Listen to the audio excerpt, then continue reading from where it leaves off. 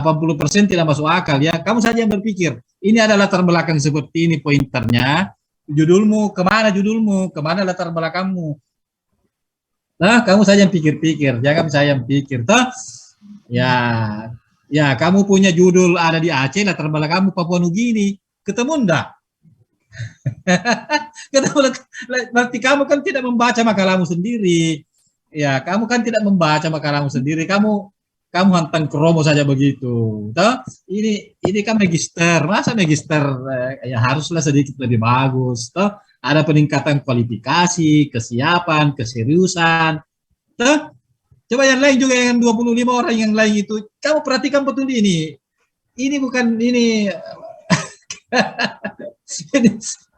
Coba lihat judulnya dia tadi, toh interpersonal saja yang ada. Judulnya kan panjangnya 5 km. Kok cuma interpersonal saja yang ada di latar belakang?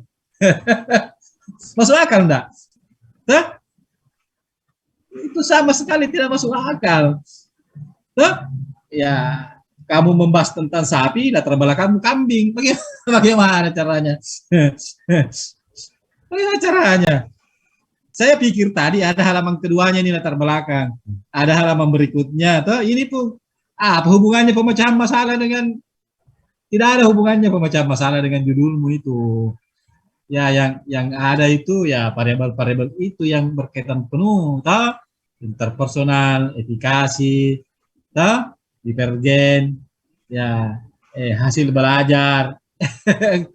Itu kan judul itu menjadi rujukan utama ke semua pembahasan nanti, kan begitu. Jadi tolong ini nanti kamu semester depan kan mau menyusun proposal, toh? Ya siapapun pembimbingmu itu tidak masalah. Pembimbingmu nanti jago-jago semua, toh? Pasti jago pembimbingmu semua. Tapi tolonglah coba perhatikan. Kamu ingat-ingatlah S1. Di S1 pun kamu dulu diketahui kamu punya dosen di S1 kalau begini. Nah, tidak ada perguruan tinggi, biar perguruan tinggi di tengah hutan di Mamuju, tidak mungkin begini dia punya punya jalan cerita. Biar di tengah hutan di Mamuju tidak mungkin membenarkan bahwa latar belakang begini, judulnya ke sana, toh latar belakangnya ke situ. Ya, perhatikan itu. Ini masalah mestinya ini tidak terjadi, toh. Jadi, makanya saya foto, mestinya ini sama sekali tidak terjadi. Toh? Kamu lain yang kamu jadi latar belakang, lain juga yang jadi judul bagaimana. Jadi tolong itu nanti itu kamu bimbingan nanti kamu kan ini kan tujuan kita belajar metodologi membantu kalian nanti supaya kalau nanti sudah buat proposal, proses pembimbingan dengan siapapun pembimbingnya, pasti kan 90% sama logikanya. Ya apa yang menjadi latar belakang sehingga penelitian itu dimunculkan.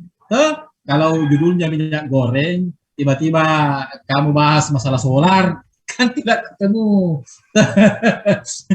Tidak ketemu ya judul itu yang diangkat dari permasalahan.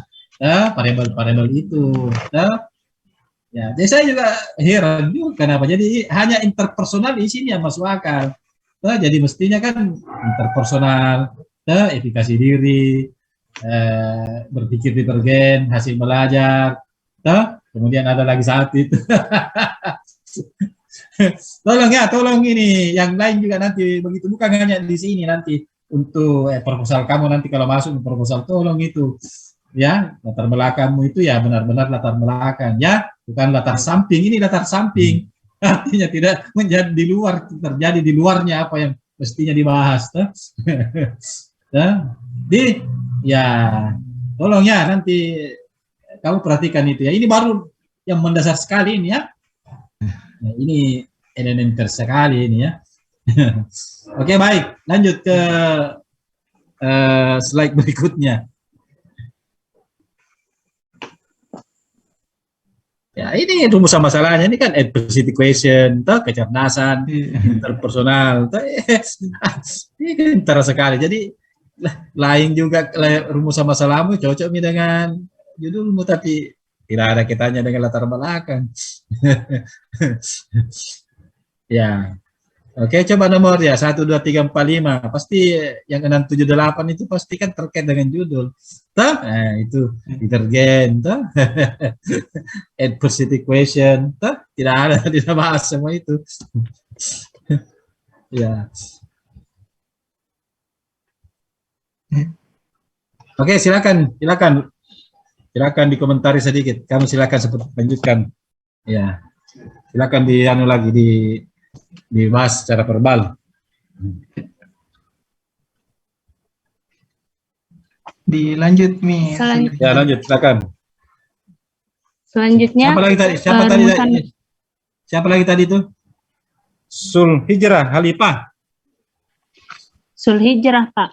Ya, Sulhijrah. Ya, silakan kamu berhijrah ya dari yang salah tadi ke yang benar ya. Ya, silakan berhijrah. Silakan. Rumusan masalah. Ya, langsung nomor 6. Langsung saja nomor 6 sampai nomor 1 ya. Ya. Yang ke-6.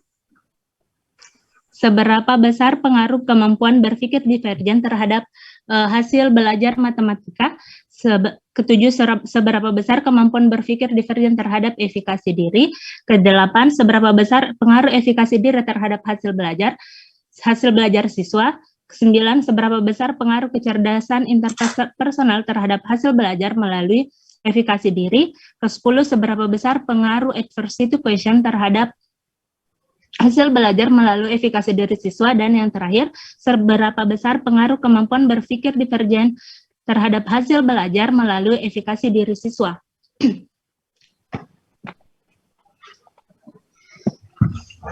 Selanjutnya, metode penelitian. Yang pertama, jenis penelitian. Jenis penelitian ini adalah penelitian ex post facto yang bersifat kausalitas. Penelitian ex post facto ini dirancang untuk menerangkan adanya hubungan sebab akibat. Di sini peneliti akan menelusuri hubungan sebab akibat dan menguji hipotesis yang telah dirumuskan sebelumnya. Penelitian ini dilaksanakan pada semester ganjil pada tahun 2020-2021 di MTS Negeri yang terdapat di Kota Makassar, yaitu MTS Negeri Kota 1 Kota Makassar dan MTS Negeri 2 Kota Makassar. Yang ketiga, selanjutnya populasi dan sampel. Populasi dalam penelitian ini yaitu seluruh kelas 8 MTS Negeri di Kota Makassar tahun ajaran 2020-2021 dengan siswa MTS Negeri 1 Kota Makassar ada sebanyak 280 siswa yang dibagi menjadi 7 kelas, dan MTS Negeri Kota Makassar dengan banyaknya siswa ada 427 siswa yang dibagi menjadi 12 kelas. Next.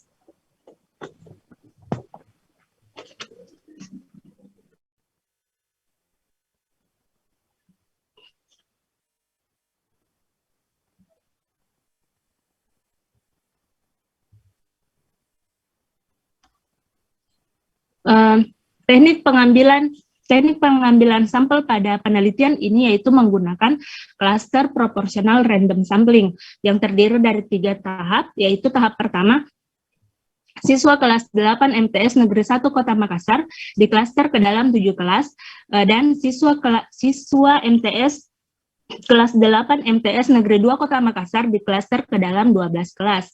Dan tahap keduanya itu mengambil 2 kelas 8 dari masing-masing MTS negeri dengan berdasarkan proporsi 20%.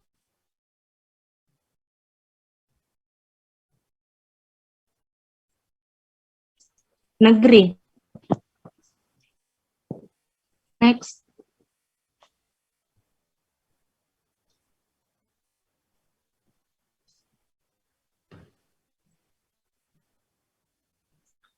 Data. Next.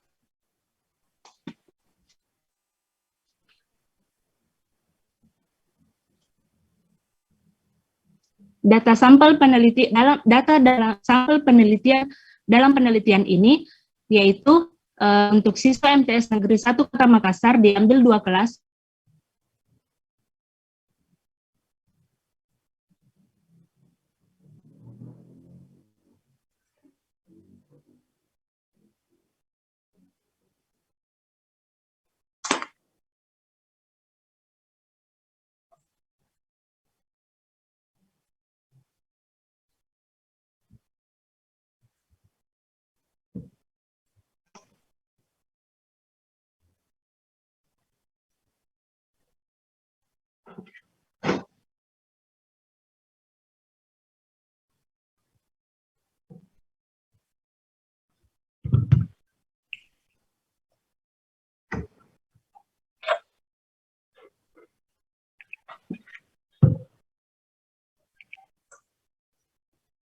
Kenapa ya? Apa masalahnya ini Zulhijrah? Mungkin jaringannya, Pak. Oh, tidak bisa kau ganti. Maksudnya kan setiap anggota kelompok ini kan ada PowerPoint-nya tuh. Mungkin saya lanjut menjelaskan saja, Ya, Pak. lanjut saja kan itu gunanya tim. Iya, iya, Pak.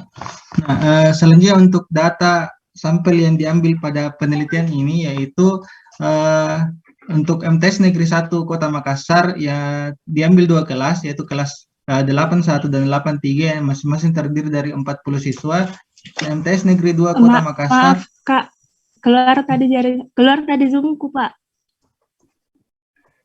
Aman nih, bagaimana? Bisa dilanjut? Bisa. Iya, lanjut. Untuk sampel penelitian ini diambil 2 kelas dari MTS Negeri 1 Kota Makassar, yaitu kelas 81 sebanyak 40 siswa dan kelas 83 sebanyak 40 siswa.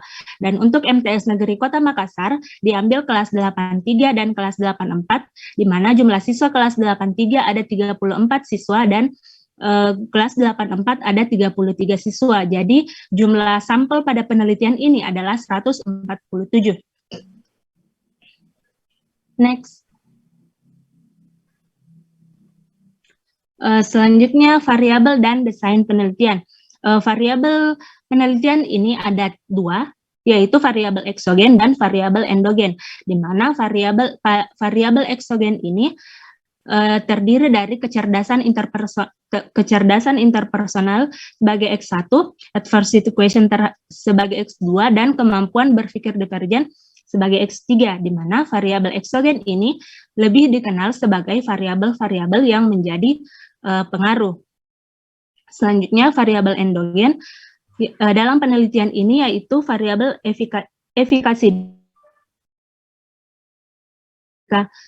siswa sebagai Y yang mencakup variabel antara dan variabel tergantung. Next, desain penelitian. Jadi dari desain penelitian ini kita bisa lihat bahwa peneliti akan ingin mengetahui seberapa besar pengaruh kecerdasan interpersonal terhadap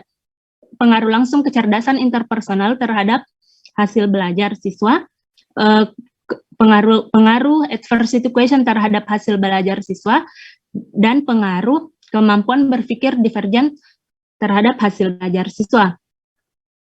Juga ingin mengetahui pengaruh efikasi diri terhadap hasil belajar siswa.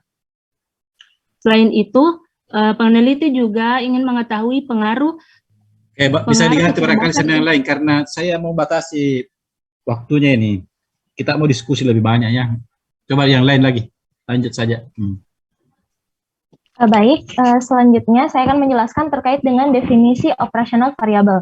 Di mana definisi operasional variabel ini terdiri dari yang pertama, kecerdasan interpersonal, di mana kecerdasan interpersonal dalam penelitian ini yaitu kemampuan siswa dalam menghadapi orang lain untuk menciptakan, membangun, dan mempertahankan relasi sosial, di mana aspek yang digunakan yaitu ada social insight, social sensitivity, dan social communication. Next, selanjutnya yaitu adversity quotient, di mana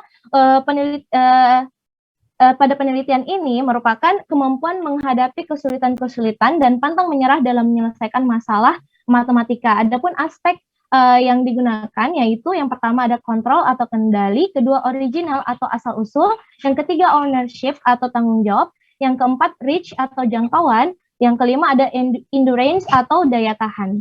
Next, kemampuan berpikir divergen, di mana dalam penelitian ini merupakan kemampuan siswa dalam mengkonstruksi segala kemungkinan jawaban beserta prosedur dan alasannya terhadap masalah matematika yang dipecahkan.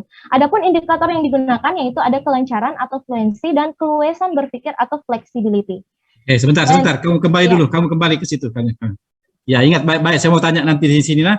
Ya, ini hanya ada 2 di sini ya, 2 indikatornya. Saya mau bertanya nanti di sini, jadi saya ingatkan saja ya. Oke, sekarang lanjut. Ya, selanjutnya yaitu definisi operasional variabel untuk efikasi diri, di mana untuk efikasi diri ini ada keyakinan siswa tentang sejauh mana kemampuan yang dimilikinya dapat digunakan untuk melakukan tindakan yang tepat dalam mengatasi hambatan atau kesulitan yang berkaitan dengan tugas matematika. Adapun aspek-aspeknya yaitu level, generality, dan strength.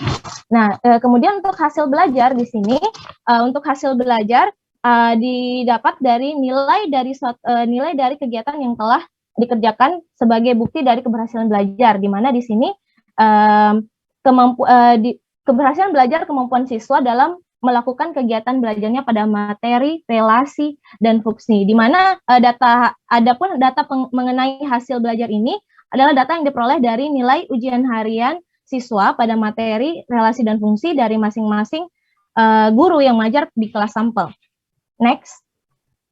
Selanjutnya itu prosedur penelitian. Yang pertama yaitu menyusun item-item awal angket, di mana ada 3 angket, ada angket kecerdasan interpersonal, adversity question, dan juga efikasi diri dengan jumlah item yang disesuaikan dengan indikator masing-masing variabel.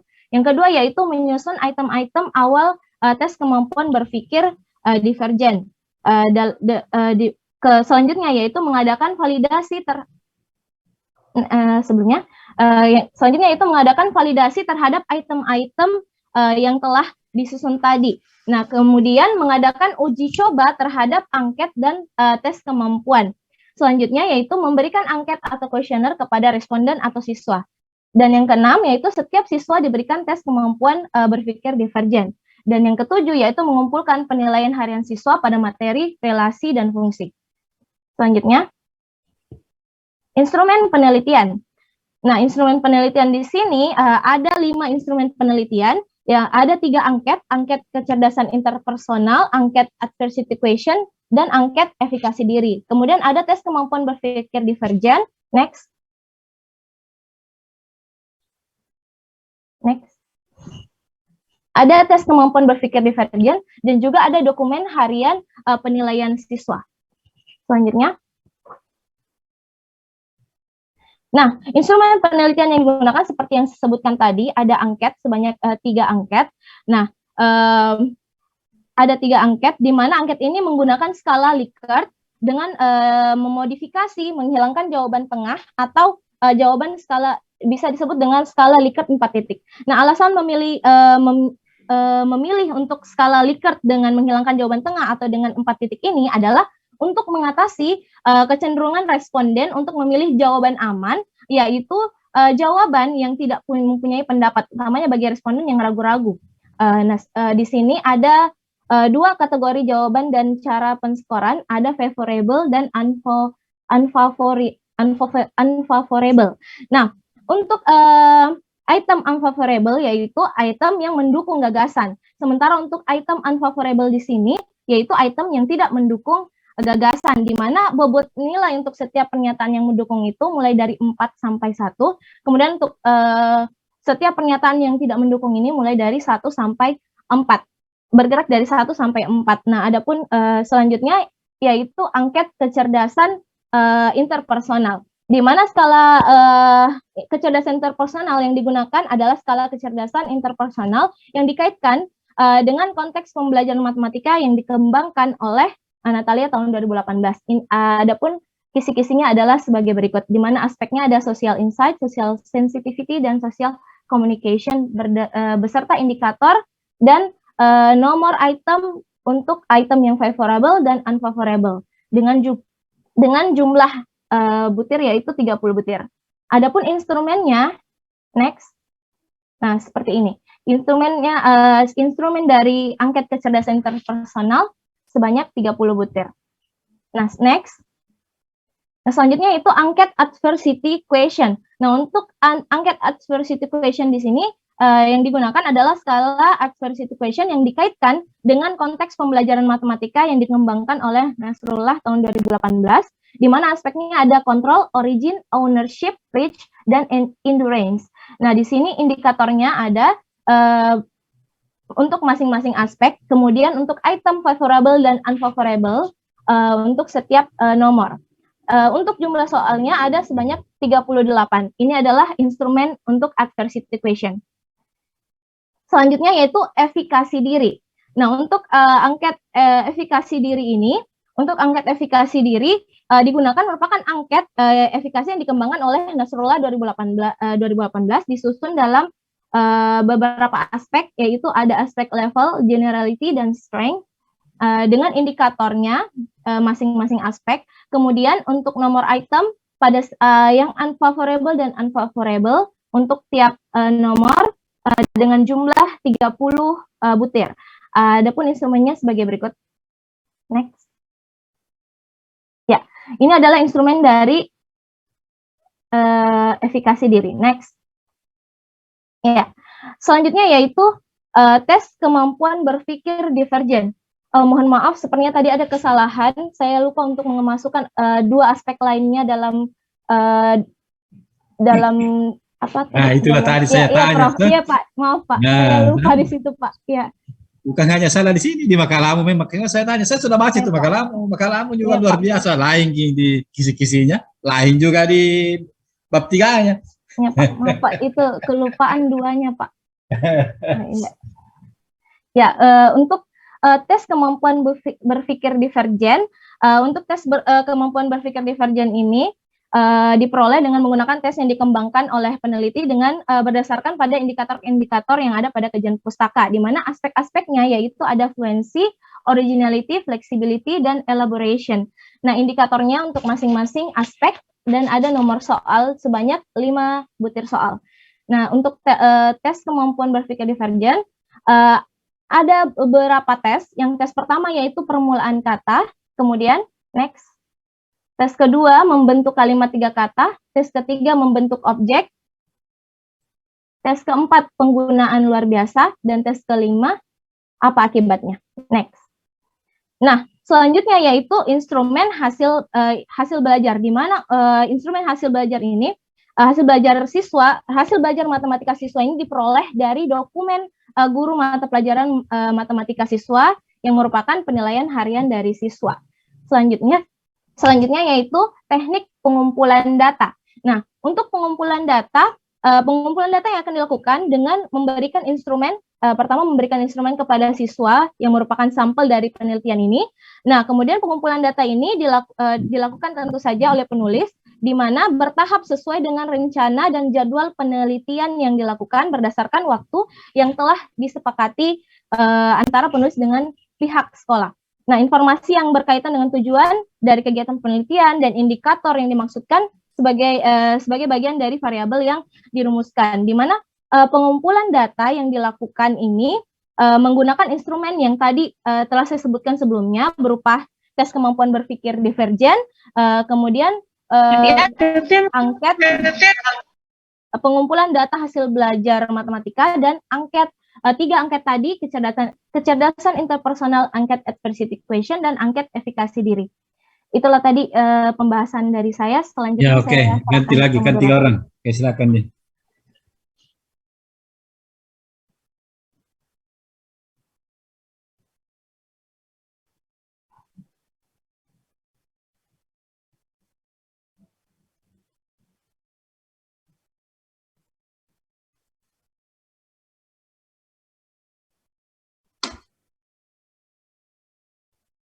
Ya, suaramu Rahmat. Oh, Rahmat. Ya, maaf Pak. Nah, selanjutnya itu validitas dan reliabilitas. Nah, untuk validitas atau kesahihan di sini peneliti menggunakan 2 macam validitas, yaitu validitas isi dan validitas konstruk. Nah, untuk validitas isi menggunakan validator ahli untuk mengecek apakah instrumen valid secara isinya atau tidak. Nah, selanjutnya hasil validitas isi dilihat skornya dan dilihat masuk kategori mana, apakah masuk sangat sahih, cukup sahih, atau kurang sahih. Nah, selanjutnya untuk validitas konstruk. Nah, untuk validitas konstruk ini terlebih dahulu dilakukan uji coba instrumen kepada beberapa siswa, dan selanjutnya lakukan analisis butir dengan mengkorelasikan skor setiap item dengan total itemnya, dan dilakukan teknik korelasi yang digunakan teknik yaitu product moment dengan dari 50%, yang dimana jika nilai korelasinya lebih besar dari R tabel, maka item dinyatakan sahih. Nah, selanjutnya untuk reliabilitas. Nah, di sini untuk menguji apakah item pada instrumen tersebut memberikan jawaban yang konsisten dalam memberikan jawaban sesuai dengan apa yang diinginkan oleh peneliti pada instrumen tersebut. Nah, di sini uji reliabilitas itu menggunakan uji alpha Cronbach, yang mana jika R hitung lebih besar daripada R tabel, maka instrumen dapat dikatakan reliable. Nah, adapun hasil uji kesahihan dan uji coba instrumen, yang pertama itu hasil uji kesahihan atau validitas ahli, yang mana berdasarkan ringkasan hasil validitas ahli yaitu diperoleh untuk instrumen yang pertama itu nilai rata-ratanya 4, artinya dia valid atau sahih. Nah, untuk 2 dan 3 juga nilai rata-ratanya 4, yaitu sahih atau valid, dan yang terakhir yaitu 3,9 sahih. Nah, untuk hasil belajar tidak dilakukan uji validitas ataupun reliabilitas karena langsung mengambil nilai dari guru, nilai dari ulangan harian yang diberikan oleh guru. Nah, selanjutnya itu adapun hasil uji kesahihan konstruk dan uji coba reliabilitas itu dilakukan uji coba instrumen terhadap siswa yang berjumlah 62 siswa di MTS Negeri 2 Kota Makassar. Adapun untuk kuesioner kecerdasan interpersonal terdiri dari 30 item pernyataan dan dinyatakan valid.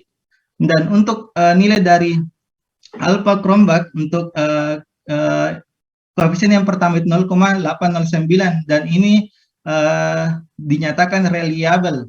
Nah, begitupun untuk setiap untuk instrumen lainnya, yang mana untuk instrumen adversity 38 pernyataan dan dinyatakan valid dan reliable. Efikasi diri 30 item dan semuanya dinyatakan valid dan reliable. Begitupun instrumen yang terakhir.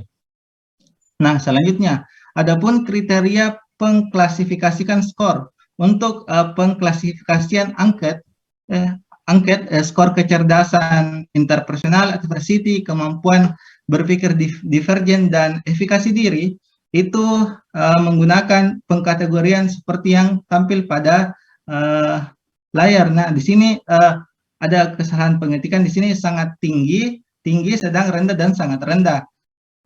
Adapun pengkategoriannya menggunakan rata-rata dan standar deviasi.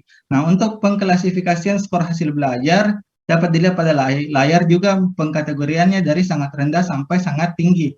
Yang mana sangat tinggi itu antara 90 dan 100, adapun sangat rendah kurang dari 55. Selanjutnya teknik analisis data. Yang pertama itu analisis statistik deskriptif. Nah, tujuan dari analisis statistik deskriptif ini untuk menampilkan data yang diperoleh setelah menyebarkan instrumen yang berupa mean, median, variance, range, skor minimum, maksimum, dan pengkategorian untuk setiap instrumen.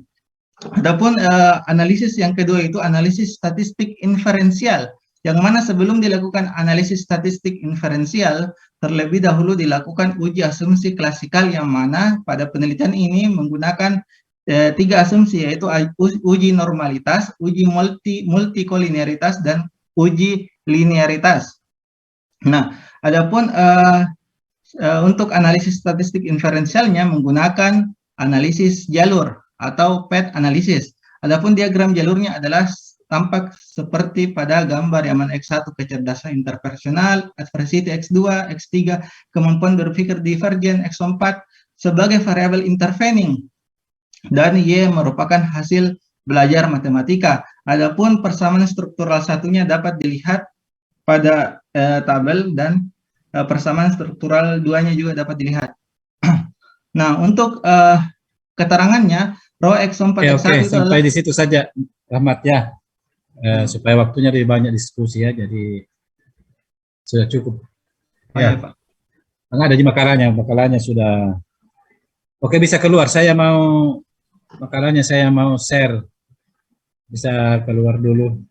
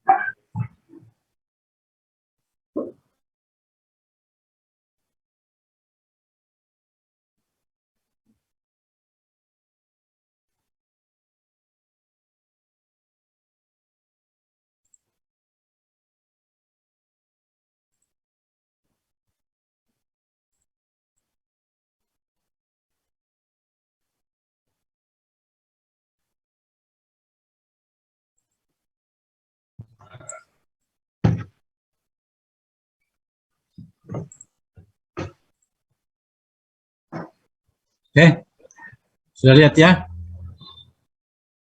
Kalau makalamu sendiri nih, sudah? Iya.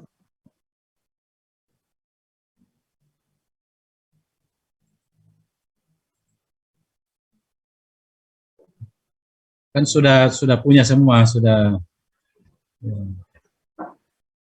Ya, mulai dari judul dulu ya. Ya.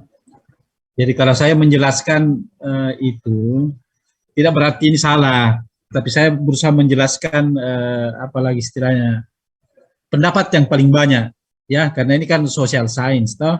Tidak ada jawaban yang 100% benar dan tidak ada pendapat yang 100% salah, tapi kecenderungan orang melihat itu ya, kecenderungan orang ya. Coba lihat judulnya dulu, pengaruh kecerdasan interpersonal ya, kemampuan berpikir melalui efikasi diri. Kalau menurut kelompok 4 ini, menurut kamu bagaimana dengan judul ini? Apa ada yang aneh dengan judul itu atau bagaimana? Ada 3 orang ini, ada Halifah, Zulhijrah, Muhammad. Menurut pandangan kalian, bagaimana judul ini? Atau biasa-biasa saja, atau kamu tidak sama sekali punya pandangan terhadap judul-judul seperti ini? Ada yang mau komentar?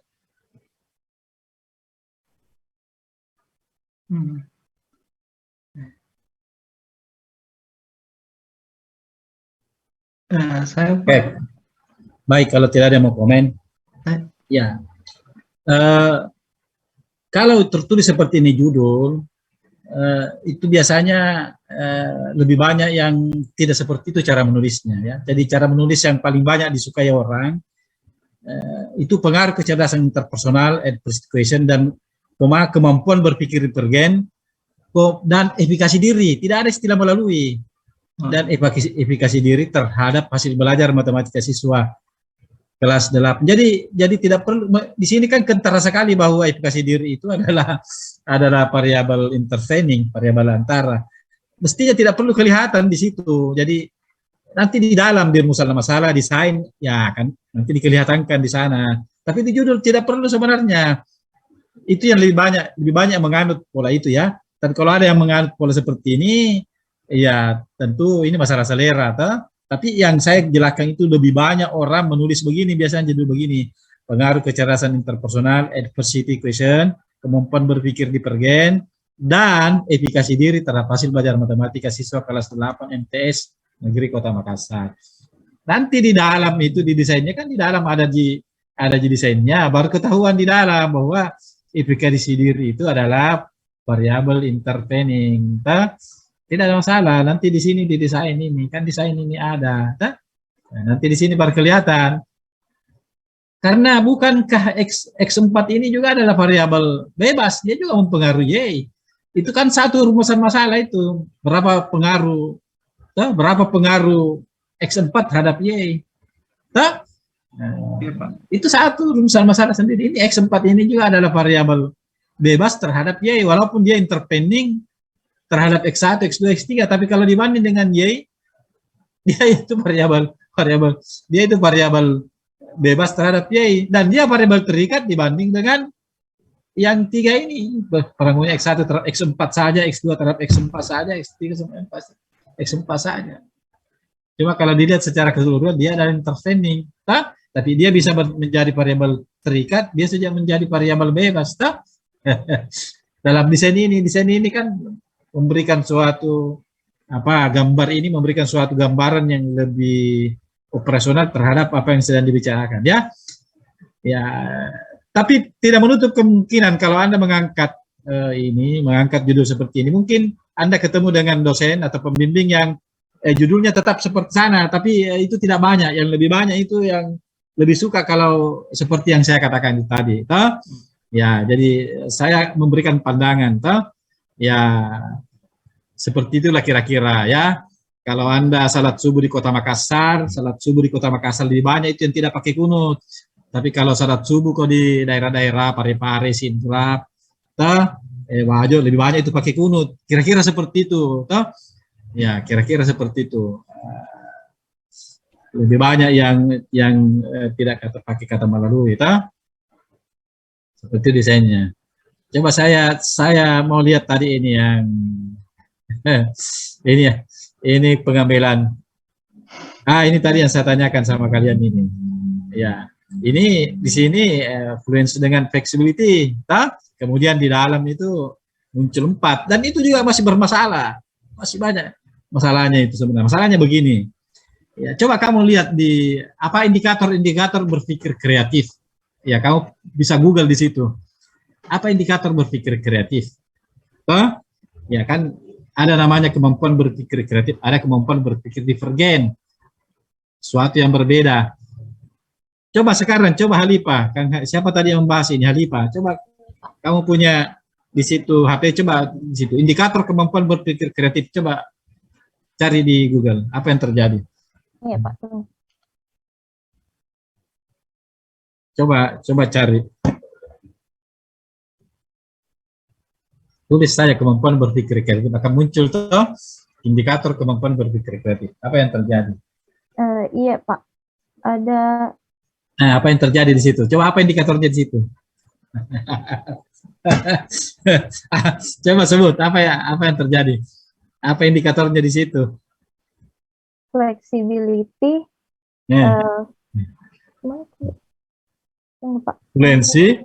Originally elaboration. Lalu apa bedanya dengan ini divergen? Jadi ini tidak kuat. Kalau indikator yang muncul di sini itu sebenarnya lebih condong ke kemampuan berpikir kreatif, ya. Ya, itu lebih condong ke sana. Iya Pak. Ini tadi ini, Iya, yang investigasi. Di sini tadi ini. Iya, ini Pak. Ini kalau di banyak tulisan ini lebih banyak ini kemampuan berpikir kreatif. Tapi mungkin ada satu buku atau 2 buku yang menulis ini kemampuan berpikir divergen. Ya, kita menulis itu harus melihat yang mana lebih banyak penganutnya. Yang mana lebih banyak. yang mana lebih banyak membenarkan atau yang mana lebih banyak rujukan.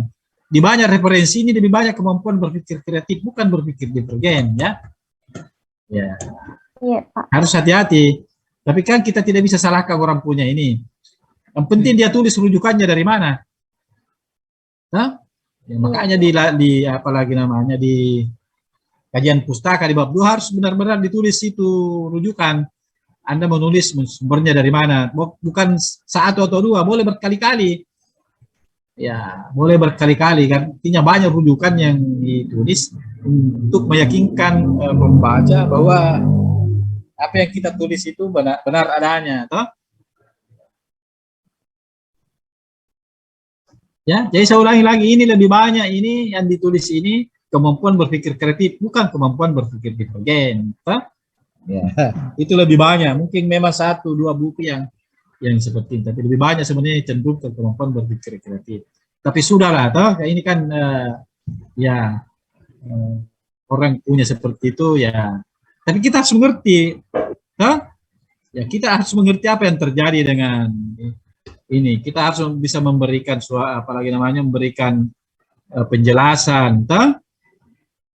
Terhadap apa yang ada di sini. Hah? Iya, Pak.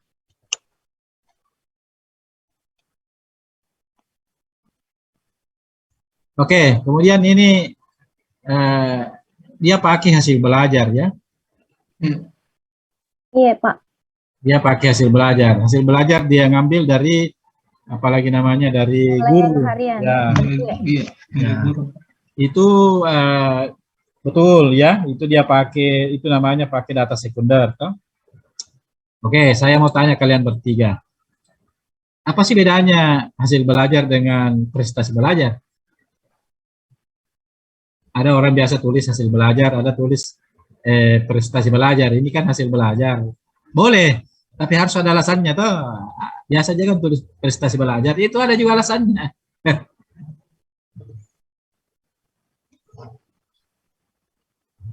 Saya, Pak. Ya, oke, Rahmat.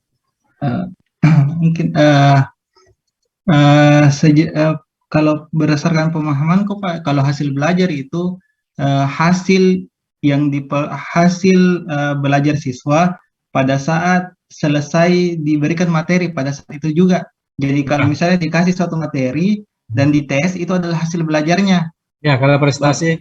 Kalau prestasi, bagaimana sejauh mana pemahaman materinya pada materi, semua materi yang telah dipelajari, Pak.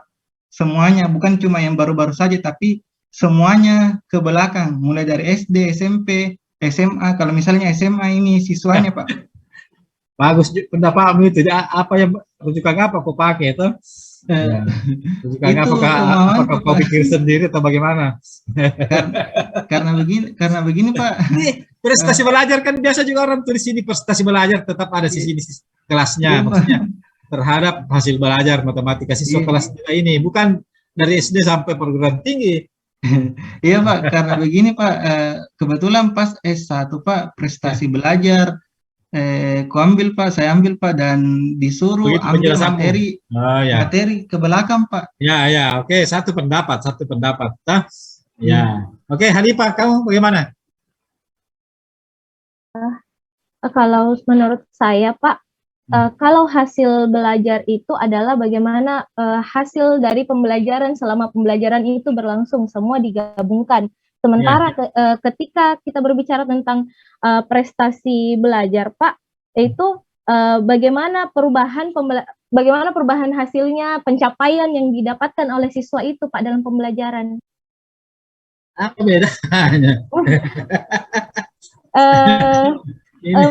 Kalau prestasi ini sepertinya kamu kemampuan berkomunikasi saja ini. Komentarmu seperti buzzer, ya. Oke, satu pendapat. Ya. Jelas. Pendapatnya ini harus diverifikasi. Oke, yang satu lagi tadi teman mana si Hijrah. Hijrah. Halo. Saya, Pak. Ya, kamu bagaimana Hijrah? Kalau saya menurut saya kalau prestasi belajar itu skor yang yang diperoleh oleh siswa saat diberikan tes. Tapi Ya. kalau misalnya Prestasi, kalau prestasi.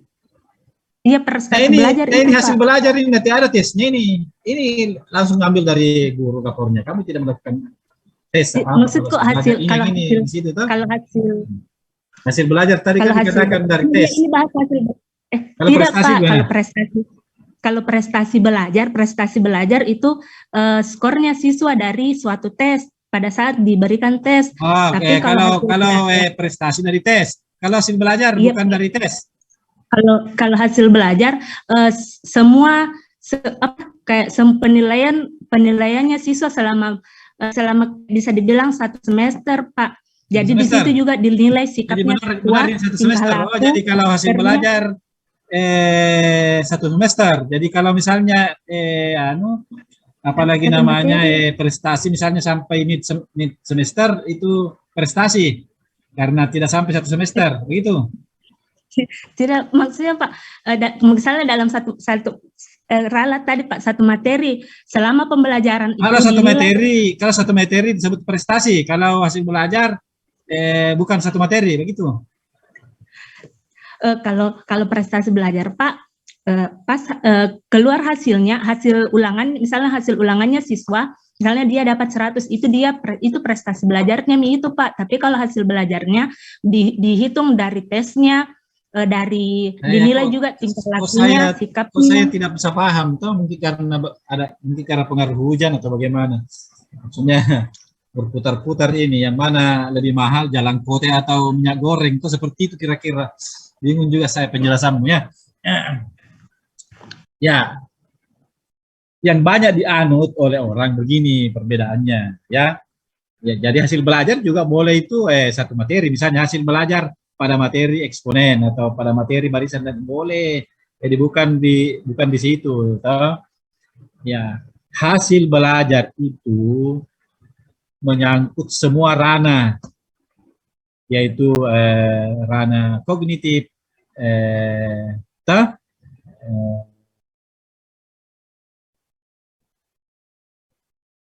ranah ada 3 ranah ya di situ ya. Ada tiga ranah, yaitu kognitif, psikomotor, dan apalagi satu afektif ya, afektif. Itu menyangkut 3 ranah. Kalau prestasi itu hanya ranah kognitif tok saja, toh kognitif saja, tidak ada ranah psikomotor di dalam, tidak ada ranah afektif di dalam. Jadi khusus untuk kognitifnya saja. Jadi kalau kita mau pakai pengertian itu, maka kita harus tanya dulu ini ya, hasil belajar ini kalau diambil dari rapor dari gurunya, benarkah itu sudah menyangkut kognitifnya, psikomotornya, dan afektifnya? Apakah ketiga ranah itu lengkap? Kalau prestasi hanya kognitif saja. Toh, jadi biasanya kalau dikasih tes itu lebih banyak ke prestasi, karena tes itu biasa tidak hanya mengukur kognitif saja ya. Tiba-tiba kalian kasih tes, toh? Ya, dikasih tes itu biasanya ke prestasi. Kenapa? Karena kalau kita mau melihat dia punya selain kognitif, misalnya psikomotor dan afektif, itu pasti kita harus lihat prosesnya juga ya. Ya tentu proses kita harus ikuti proses, baru kita dapat yang namanya psikomotor, baru kita dapat namanya afektif. Jadi harus melihat proses. Tapi kalau prestasi kita langsung kasih tes saja, itu cenderung ke prestasi itu karena pasti itu kognitif. Jadi boleh juga kita mengatakan bahwa hasil belajar yang menyangkut kognitif itu disebut prestasi ya. Hasil belajar yang khusus kognitifnya saja, hasil belajar kognitif itu boleh disebut prestasi.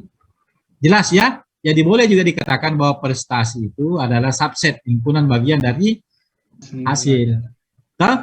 Jadi bukan masalah durasi waktunya panjang atau tidak panjang, juga bukan masalah sedikit atau tidak sedikitnya itu materi, bukan. Tapi kepada ranah itu tadi.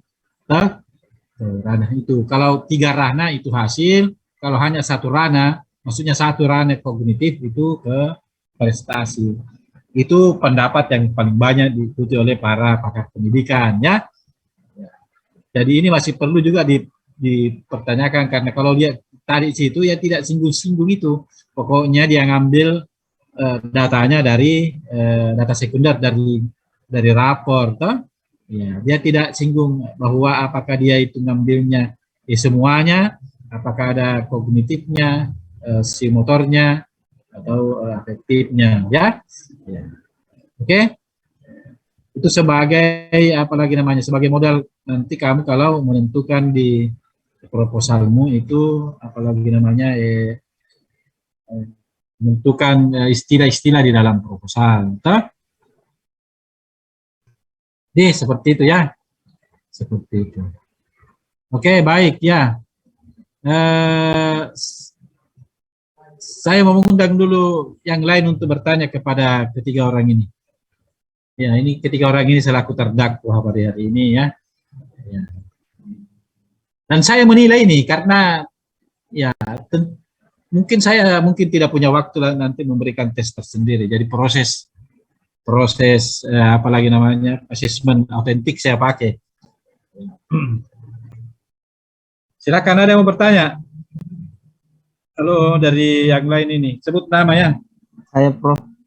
Saya Pak. Siapa namamu? Setiawan Mandia Pak. Ya, silakan. Pertanyaan saya yaitu koefisien alpha Cronbach dibandingkan dengan R tabel. Jika R hitung lebih besar daripada R tabel, maka instrumen dapat dikatakan reliable atau terpercaya sebagai alat pengumpulan data dalam penelitian. Pertanyaan saya, jika R tabel lebih besar dari R hitung, apakah instrumen itu dikatakan tidak dipercaya? Dan bagaimana cara Anda jika terjadi kasus seperti itu? Apa yang Anda lakukan kalau tadi Cronbach alfanya tidak sesuai dengan kriteria yang Anda pasang? Ini tadi ya, Cronbach alfa di halapan apa itu? Silakan, 3 orang ini, silakan. Langsung dijawab, Pak. Saya mencari tadi apa yang ditanyakan.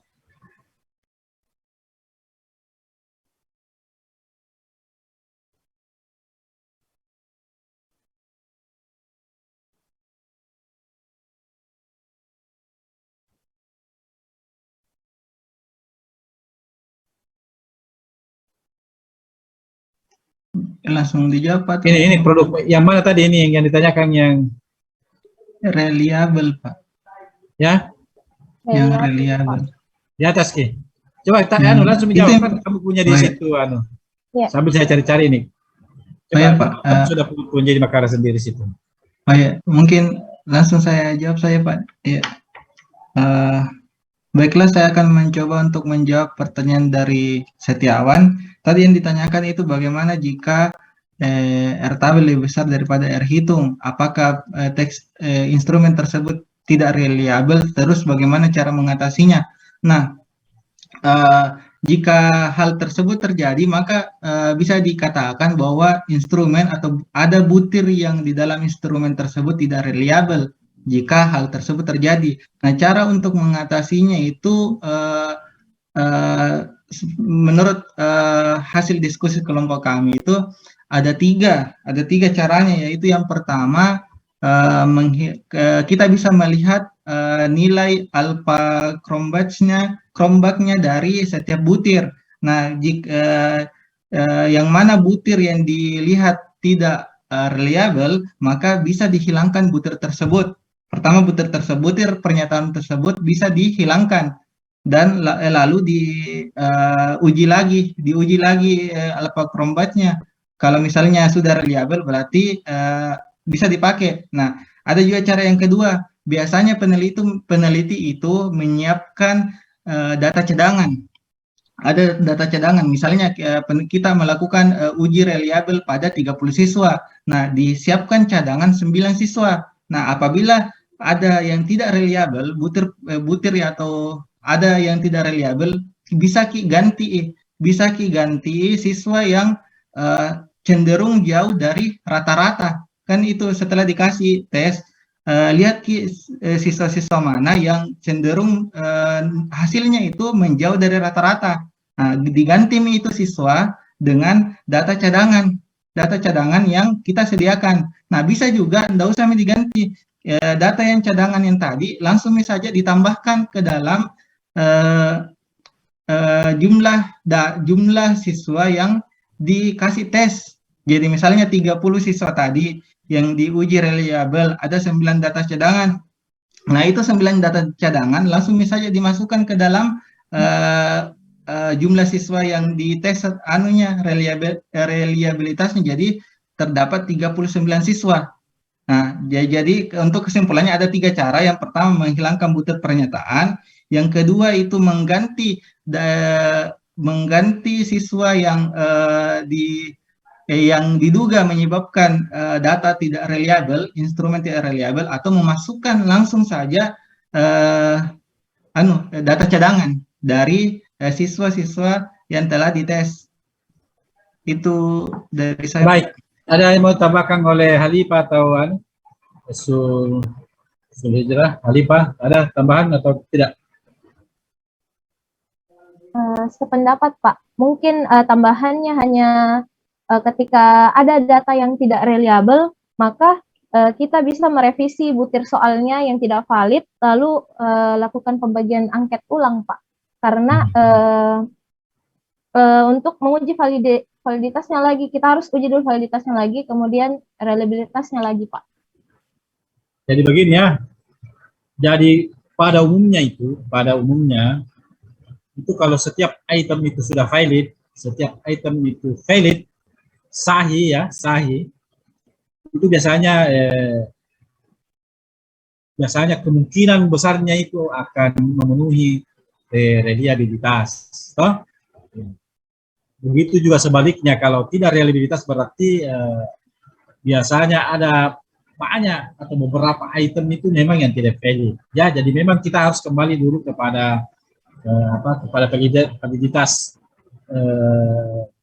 item atau butir soal. Kita harus lihat satu-satu. Dan itu sudah umum digunakan. Kalau tidak valid kan dikeluarkan itu soalnya, ditendang keluar itu soalnya, kan soal yang lain.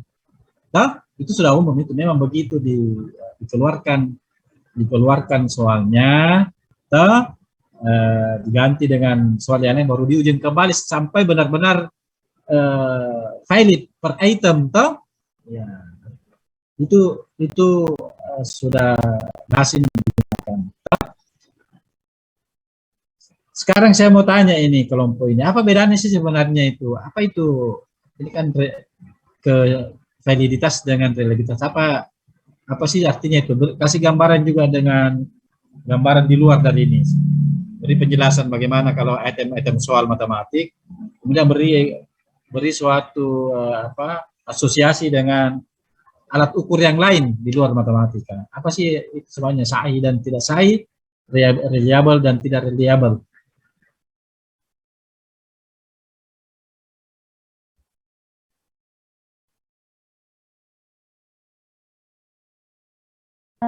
Kalau saya Pak, Ya.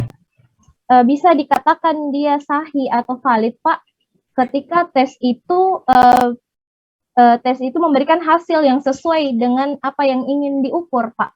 Jadi kalau misalnya kita mau melihat tes misalnya tes fungsi kuadrat, misalnya tes yang isinya itu materi tentang fungsi kuadrat, kita mau lihat apakah tes ini valid, maka kita perlu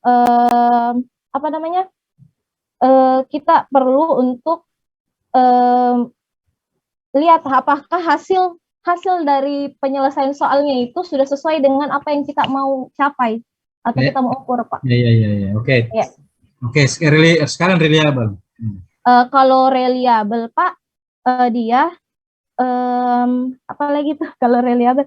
Kalau reliable itu apakah sejauh mana itu suatu pengukuran itu bisa dipercaya. Jadi kalau misalnya kayak kita ada ada angket dikasih ke Jangan siswa. angket, soal saja tes matematik. tes, Kita Pak. di matematikanya. Ya. Oke, Jadi contoh tes tesnya matematik ya, bagaimana kalau itu?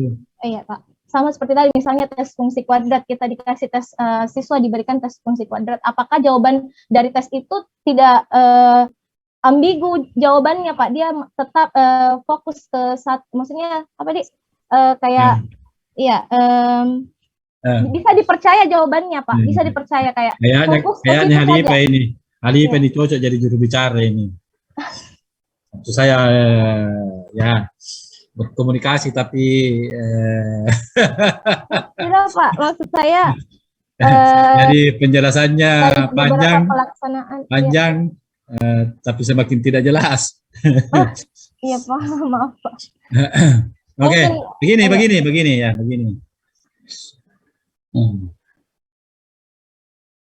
Ya, kalau juru bicara itu kan juru bicara presiden atau juru bicara kementerian tertentu, itu kan yang penting bisa ngomong toh. Ya, diberakan apakah dia kena atau tidak kena toh. Nah, saya suka pakai kata kunci begini. Itu kalau valid ya, mengukur apa yang hendak diukur, jangan ingin. Tidak ada kata ingin itu subjektif.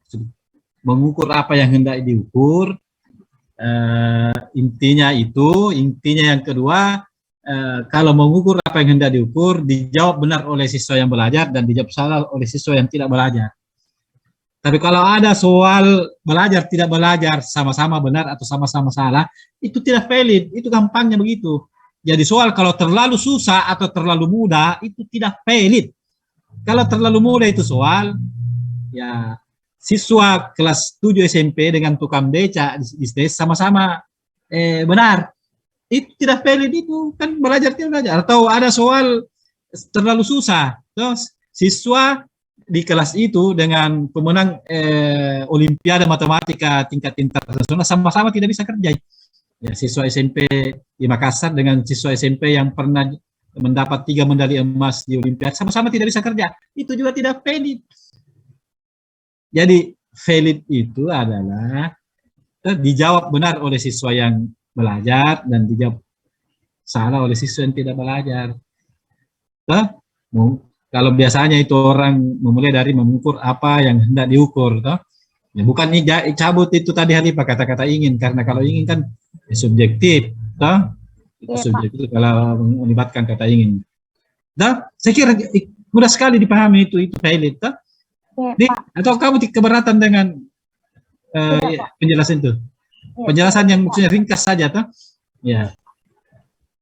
Jadi kalau kamu bikin soal matematika di sekolah kan pasti kamu sudah guru ini ya, walaupun honor-honor, kamu pasti sudah ngajar-ngajar toh. Kalau soalmu itu belajar tidak belajar siswanya, toh? Misalnya kamu bikin soal di SMP 10 kali 2 20, semua jawab benar 20 toh, itu tidak valid kamu soal. Belajar tidak belajar sama saja, sama-sama benar. Atau kamu bikin soal yang susah sekali, siswa yang belajar dengan tidak belajar sama-sama salah, maka soal itu gurunya juga tidak bisa kerja, begitu susahnya, toh. Ya, itu juga tidak valid. Kenapa? Karena belajar tidak belajar sama-sama salah kan. Nah, yang bagus itu soal yang belajar, yang cerdas menjawab benar, yang tidak belajar atau yang kurang, bukan mendoakan supaya dia tidak benar, tapi realitanya mesti begitu. Mestinya yang tidak belajar dan yang kurang pemahamannya itu mestinya tidak benar, toh. Ya. Mudah kan pemahamannya kan? Iya, itu sebenarnya dosen yang menjelaskan itu, dosen assessment, dosen evaluasi. Ya, kalau di matematika itu pakarnya Profesor Ruslan dengan Profesor Baso Intang. Kalau kamu kuliah di NM itu pakarnya itu. Saya hanya numpang menjelaskan itu yang pernah saya dapat. Kebetulan di metodologi ini kan campur-campur ya. Ini metodologi kan campur-campur, ada statistiknya, ada asesmennya, ada instrumennya, jadi campur-campur semua ada di sini. Jadi ini susah ini orang mengajar metodologi itu kemana-mana, kemana-mana materinya. Ya. Nah, lalu apa itu reliabilitas? Kalau tadi itu validitas itu per item, toh itu kita apakah satu soal itu dijawab benar atau tidak benar, dijawab benar oleh siswa yang belajar dan tidak dijawab benar oleh siswa yang tidak belajar.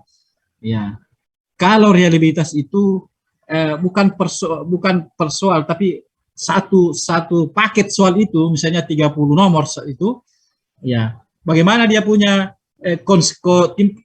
tingkat konsistennya soal itu kalau dipindahkan ke kelas yang lain. Jadi tim, bagaimana soal itu sebagai tim, misalnya 30 nomor di kelas 8 SMPA, bagus itu soal reliable. Apakah dia masih konsisten soal itu kalau dipakai di kelas 8 SMP yang sama atau kelas 8 SMP yang berbeda? Apakah masih konsisten soal itu? Bagus. Jadi reliabilitas itu tingkat kekonsistenan soal itu apabila dipindahkan ke tempat atau lokasi yang lain. Tim. Soal ini kan sebagai tim. Mungkin soal yang dibikin misalnya di SMP 1 Makassar itu sudah bagus, sudah reliable. Tapi kalau di soal ini dipakai di SMP 2, apakah masih bagus atau tidak? Kan belum tentu. Jadi reliable itu memprediksi soal itu akan bagus dipakai di mana saja. Konsisten itu soal, konsisten. Itu yang dimaksud dengan reliabilitas. Tingkat kekonsistenan soal sebagai paket soal itu. Ya, coba bayangkan itu kalau orang ujian nasional dulu ya, kamu juga barangkali ujian nasional dulu waktu SMP itu kan soalnya dibikin di Jakarta kan dipakai seluruh Indonesia. Ya, kenapa bisa dipakai? Karena sudah oleh pakar-pakar asesmen itu sudah menjamin bahwa itu reliable, toh. Maksudnya handal, bisa dipakai di Jakarta, bisa juga dipakai di Makassar. Itu sudah reliable, sudah konsisten, toh. Ya, alat ukur itu konsisten, sama di kemampuannya dipakai di Jakarta dengan dipakai di Makassar, sama-sama kemampuannya itu soal. Toh? Ya, sama-sama kehandalannya sama. Itu reliabilitas. Jadi ingat kata kuncinya itu konsisten. Kalau konsisten itu kan pasti lebih dari satu situasi. Ya. Jadi kalau ada orang bicaranya konsisten, itu pasti lebih dari satu orang dia bicara, lebih dari satu situasi. Bicara kepada 10 orang yang sama dia punya berbicara kepada 10 orang, itu namanya konsisten. Kita tidak bisa mengatakan orang itu konsisten kalau baru berada pada situasi yang satu, namun belum istiqamah, itu namanya soal. Kalau baru satu kamu punya teman, apakah kamu percaya atau tidak? Tapi kamu baru berada pada satu situasi, jangan dulu. Ya, ibarat datanya baru satu, kan tidak bisa dinilai orang, kan tidak bisa dinilai dengan satu situasi kan. Ya, terlalu cepat kita mengambil kesimpulan untuk satu situasi. Ya, jadi harus lebih dari satu situasi, baru ada namanya konsisten. Lebih dari satu situasi, baru kita menganggap ke satu itu konsisten terhadap beberapa situasi. Itu reliabilitas. Soal juga begitu kan. Ya, soal itu begitu. Jadi kalau di sekolah soal misalnya kelas 8 itu 81 sampai 810. Ya, dipakai satu soal untuk 81 sampai 810. Kenapa? Karena soal ini dianggap konsisten dari kelas 81 sampai 810. Kalau tidak, tidak boleh. Tidak boleh. Makanya harus diukur dulu reliabilitasnya, konsisten apa tidak. Kalau oke, itu dianggap konsisten, artinya boleh dipakai untuk seluruh kelas. Ya? Ya. Iya, Pak. Tidak terlalu susah sebenarnya, tidak susah jadi paham itu. Ya, tidak susah dipahaminya. Oke. Oke, ada lagi yang mau bertanya untuk Saya Pak bisa bertanya. siapa lagi nih namanya ini? Sebut namamu. Abbas. Abbas ini dari kelompok 2 ya. Ya, silakan Abbas. Ya, Pak. Baik, Terima kasih atas kesempatannya. Di dalam makalah Anda, pada bagian hipotesis statistik, nilai taraf signifikasi yang digunakan itu kan sebesar 5%. Pertanyaan saya, apa alasan peneliti menggunakan taraf signifikasi 5% pada dalam penelitian ini? Kenapa peneliti tidak menggunakan taraf signifikasi yang 1%, yang di mana tingkat kepercayaan itu lebih tinggi bila dibandingkan dengan yang taraf signifikasi 5%? Saya kira seperti itu. Begini saja, apa bedanya kalau ngambil 1%, 5%, dan 10%, ya? Ya, Pak. Begitu saja, karena kalau alasannya mengapa 0,5% kan bukan dia yang pilih ini sebenarnya. Ini kawin paksa aja ini orang-orang di sini tuh, makalahnya orang dipakai tuh. Ya, apa bedanya kalau orang menggunakan 1%, 5%, dan 10%, kan semuanya bisa itu. Toh tinggal Anda berikan berikan argumentasi. Toh semua bisa kecuali merokok di pompa bensin, itu saja yang tidak bisa, ya. Ya, ini kan social science, toh tergantung ke tingkat akurasi penjelasan, ya. Oke, silakan. Baik, jadi menurut pengalaman saya yang saya tahu itu secara umum biasanya digunakan memang untuk digunakan taraf signifikan itu 5%. Karena kalau di dunia pendidikan itu kalau misalkan taraf signifikan itu kayak toleransi kesalahan. Nah, kalau misalnya dia kesalahannya masih di bawah 5%, itu masih bisa diterima karena konsekuensinya penelitiannya itu tidak begitu besar. Biasanya itu penggunaan 1% itu digunakan di dunia kesehatan karena di dunia kesehatan itu pasti menyangkut nyawa seseorang. Jadi di dunia kesehatan harus menggunakan toleransi kesalahan sekecil mungkin karena dia menyangkut nyawanya seseorang. Begitu, Pak. Nyawanya seseorang. Siapakah seseorang itu? Nyawa orang lain, Pak, maksudnya. Orang lain, saya kira nyawamu mati. Oke, ada tambahan Khalifah atau Rahmat?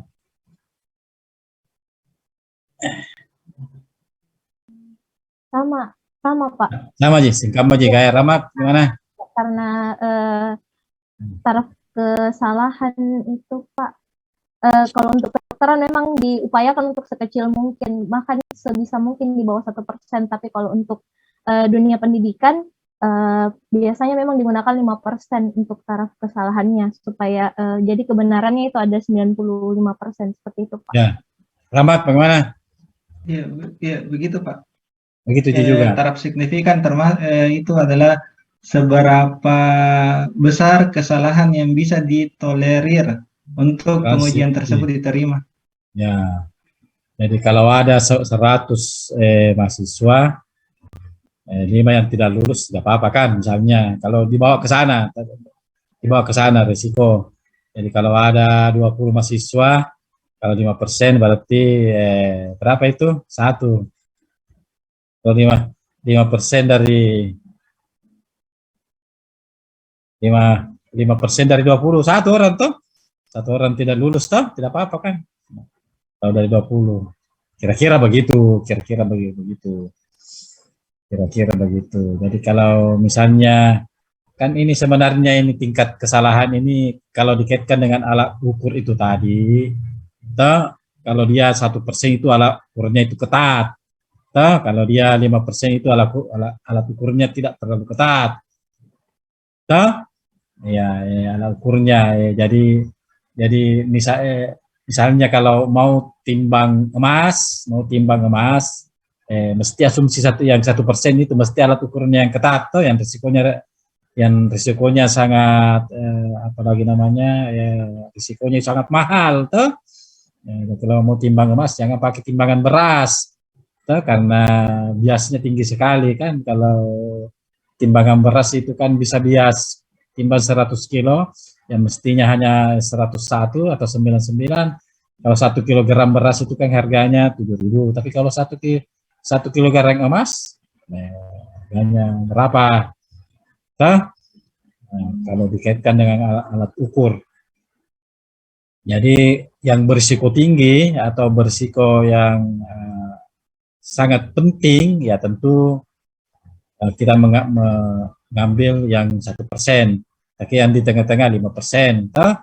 Yang kalau yang paling rendah itu yang 10%. Secara statistik itu, jadi kesalahan yang ditoleransi tinggi sekali.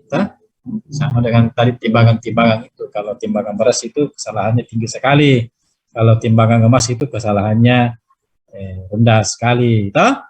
Ya, jadi kalau kamu pergi beli emas baru, ya, perhatikan dulu timbangannya, siapa tahu timbangan gula merah apa suruh ganti timbangannya, pasti rugi kok itu kalau timbangan gula merah pakai untuk timbang emas. Kenapa? Karena presisinya harus tinggi. Jawab 1 gram itu harganya 1 juta kan. Jadi kalau dia salah dalam 2 gram saja kamu rugi 2 juta kan. Ya, tapi kalau gula merah itu kurang 5 gram tidak sampai kolaknya itu tidak manis kalau hanya 5 gram yang kurang itu kalau gula merah toh.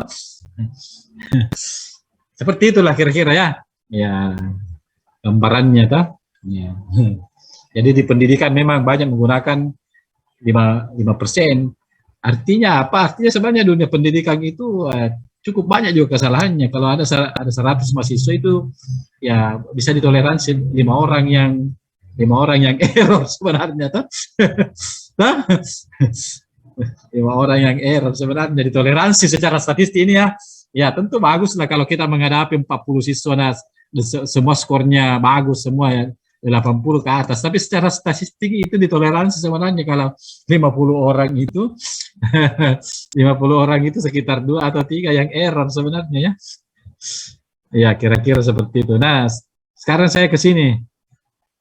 Nih, saya peka jika keberadaan saya dalam kelompok belajar matematika tidak diinginkan. Ini pertanyaan positif atau pertanyaan negatif? Favorable atau unfavorable? Positif, Pak. Positif. Favorable, Pak. Positif ya? Favorable, Pak. Ya, favorable ya, oke. Pasti kamu sudah belajar begitu, tapi saya ingin segarkan kamu itu. Sekarang saya ubah soalnya. Saya peka jika keberadaan saya dalam kelompok belajar matematika diinginkan, saya hapus kata tidak. Saya hapus ini. Terjadi saudara-saudara, ya,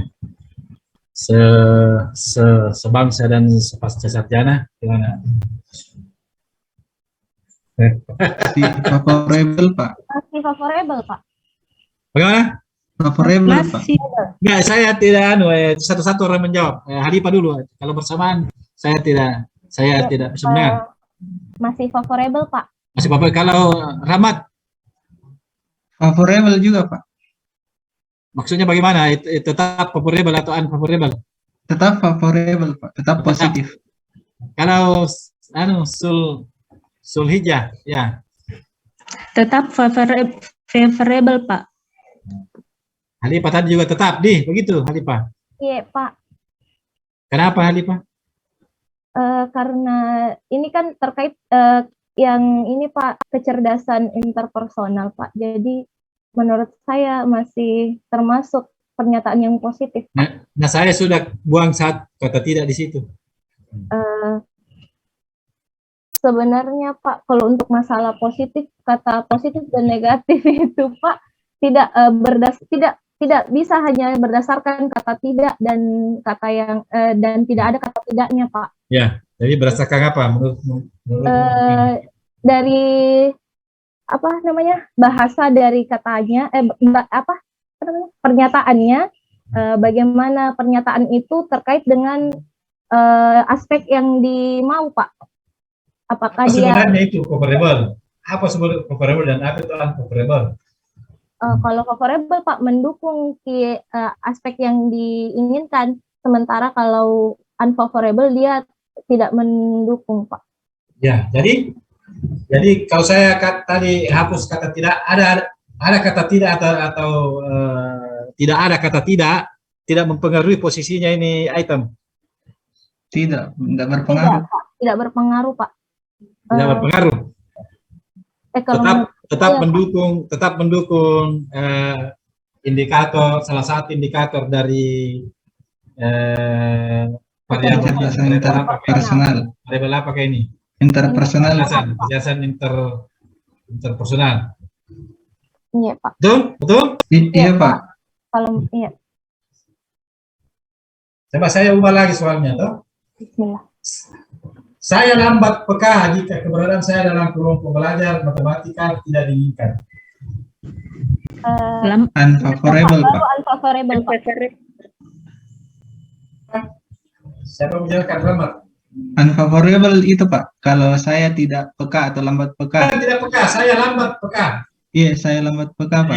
Jadi saya lambat peka jika keberadaan saya dalam kelompok belajar matematika tidak diinginkan atau diinginkan atau diinginkan ya. Saya lambat peka. Gimana? Unfavorable, Pak. Hah? Unfavorable, Pak. Yuk kasih penjelasan sedikit. Karena di sini kan ini butir berkaitan dengan Pak, berkaitan dengan salah satu indikator pada kecerdasan interpersonal yaitu kesadaran diri.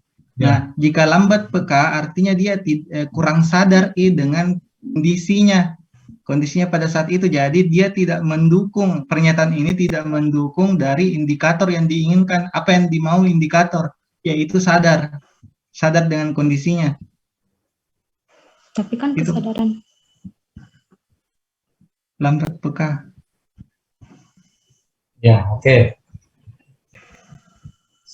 Kalau saya ubah lagi di sini, kan pasti nanti kalau kamu ngambil expose facto, pasti kamu ketemu begini ya, kecuali kalau bukan expose facto, eksperimen, mungkin kamu tidak begini. Tapi kan ini kuliah ini dua tema ini expose facto semua. Saya tidak mengetahui jika keberadaan saya dalam kelompok belajar matematika Unfavorable, Pak. unfavorable. Ya.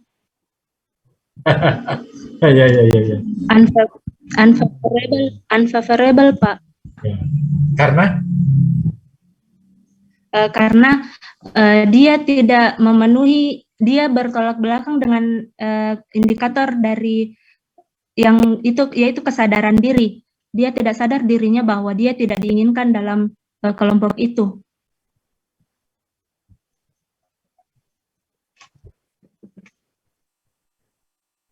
walaupun misalnya saya kasih kata tidak lagi di sini ya, belajar tidak diinginkan atau matematika diinginkan, tidak pengaruh ya. Iya, Pak, tidak berpengaruh. Iya, Pak, tidak, Pak. Karena Iya, Pak, tidak. Terus indikator apa ini seragam sekolah? Saya memakai seragam dengan model yang saya sukai meskipun tidak sesuai dengan ketentuan sekolah. Ini indikator apa ini? indikator pemahaman situasi sosial, Pak. Sosial dan etika sosial, Pak. Etika sosial. Iya, pemahaman situasi sosial dan etika sosial. Sosial.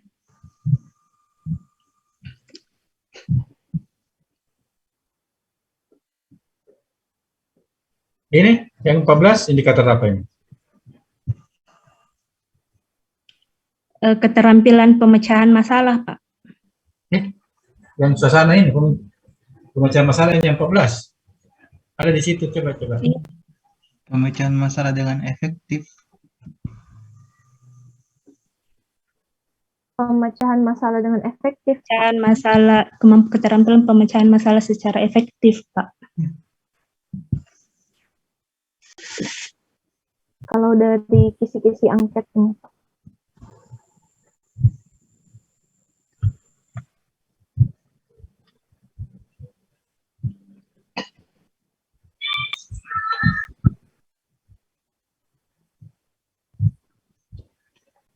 Oke, saya meminta lagi yang lain. Siapa yang mau bertanya? Kamu pasti ketemu begini nanti kalau kamu ngambil ex post facto ya. Tapi kalau tidak ya kayaknya tidak terlalu ketemu dengan ini ya. Tapi kan ini Iya, Pak. dua contoh ini ex post facto semua. Ya. Masih ada waktu 10 menit. Siapa yang mau pertanyaan?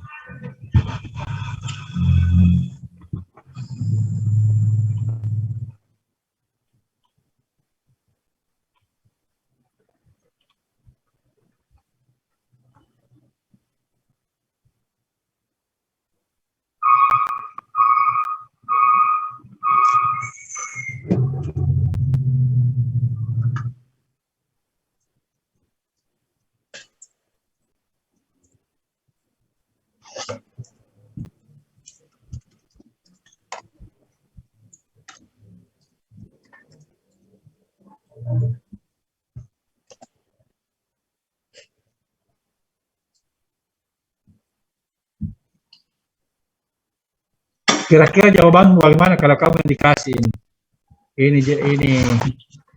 ini tes divergen ini. Jika roda kendaraan berbentuk segi empat,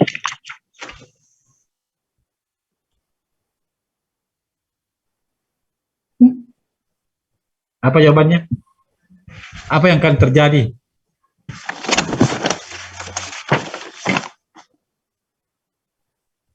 Mobil kesulitan bergerak, Pak. Hah? Kendaraan sulit bergerak. Tiga alasan, tiga akibat. Tiga akibat. Satu apa, dua apa, tiga apa? Siapa?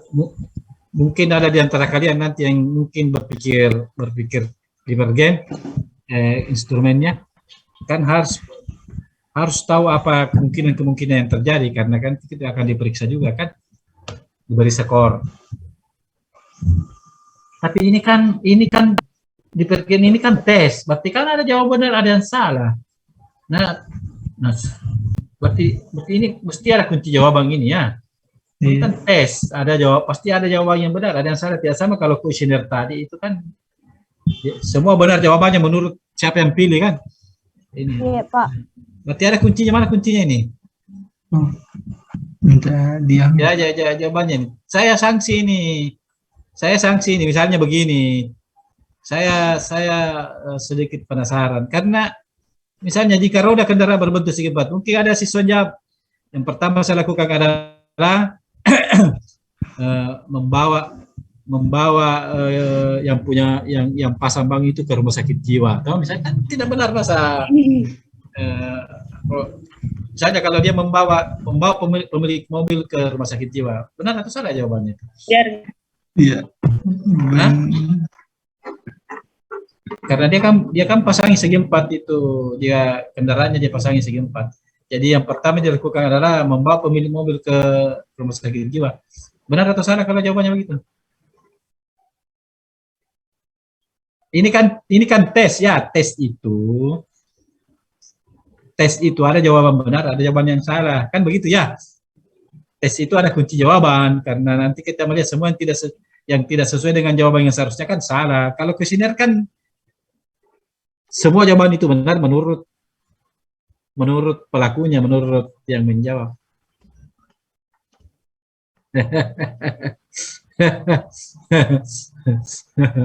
Bagaimana kalau begitu jawabannya siswa?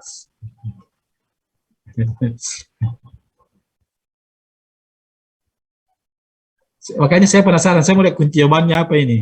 Tapi sayangnya di sini kan tidak ada kuncinya ya. Nggak ada ya? Nggak ada. Ada kunci dapat. Iya, Pak. Enggak, Pak. Mestinya ada ya. Kan tes ini, divergen itu kan tes, toh? Iya. Ya. Kan sudah jelaskan minggu lalu bedanya tes dengan Non-tes. kuesioner, toh? Iya, Pak. Kuesioner kan ya semua benar menurut semua ada skornya ya. Kayak saya rasa cemas jika teman-teman tidak mengerti penjelasan saya, apapun yang dijawab di sini itu benar adanya, mau sangat setuju, tidak sangat setuju, itu semua benar menurut dia, tinggal dikasih skor, toh? Kalau tes itu ya ada jawaban yang salah, ada jawaban benar.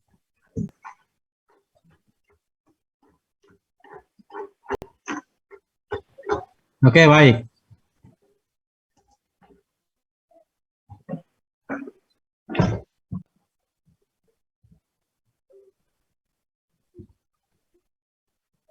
Jadi tidak semua itu variabel ditempatkan seenak kita menempatkan dia di variabel intervening. Jangan terserah ini mau dibawa ke sini, tidak. Ya, tidak, kita harus analisis. Ini kan maksudnya ini efikasi diri kan keyakinan, kepercayaan diri ya. Iya, Ya, sehebat apapun kemampuan berpikir divergennya kalau dia tidak percaya diri, pasti percaya diri mempengaruhi apakah kuat atau lemah pengaruh divergen terhadap hasil belajar. Kan beda dong yang percaya diri dengan tidak. Kan dengan percaya diri itu bisa memperbesar pengaruh itu. Ini X3 apa tadi X3 ini? Divergen X3 justru. Yang X2 expressive tantangan tuh. Kemampuan menghadapi tantangan juga begitu. Ya, orang malah ini kayak kuat sekali dia punya hubungan atau kaitannya. Ya, biasanya orang yang percaya diri itu sangat kuat untuk menerima dan menyelesaikan tantangannya. Jadi sepertinya secara teori ini kalau melalui X4 ini maka kemampuan untuk menghadapi tantangan jauh lebih kuat pengaruhnya ya dibanding dengan tidak melalui percaya diri. Ya, sebegitu juga interpersonal ya. Jadi bagus ini dia menempatkannya, bagus ini dia menempatkannya. Ya, orang dalam bergaul, dalam hubungan sosial pasti percaya diri ini sangat kuat posisinya, dah. Jadi kalau dia tidak percaya diri, sepertinya kuat pengaruhnya akan lemah terhadap hasil belajar dan ini sepertinya akan kuat, karena percaya diri itu bisa menaikkan kekuatan interpersonal, ya. Nah, yang saya mau sampaikan itu adalah kalau di antara kalian ada yang memakai Xbox Acto dan memakai desain ini, ya menempatkan ini tidak selalu mudah ya. Ya kalau minggu lalu kan motivasi belajar di sini yang dia tempatkan ya. Ya, motivasi belajar. Jadi variabel-variabel di sini sepertinya variabel-variabel yang ada di ketiga variabel bebas ini. Kalau begitu juga minggu lalu kan motivasi yang ditempatkan di sini, itu motivasi. Tidak boleh ini X4 ini ditukar dengan X3 kemampuan berpikir divergen ini sebagai variabel antara di kasus ini.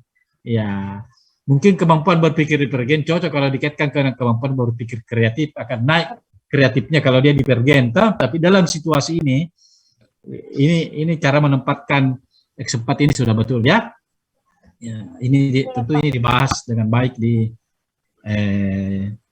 chapter 2 di kajian pustaka ya. Ya, kalau ada yang mengambil nanti desain seperti ini, ya kita harus tahu persis itu bagaimana posisi variabel, posisi variabel itu.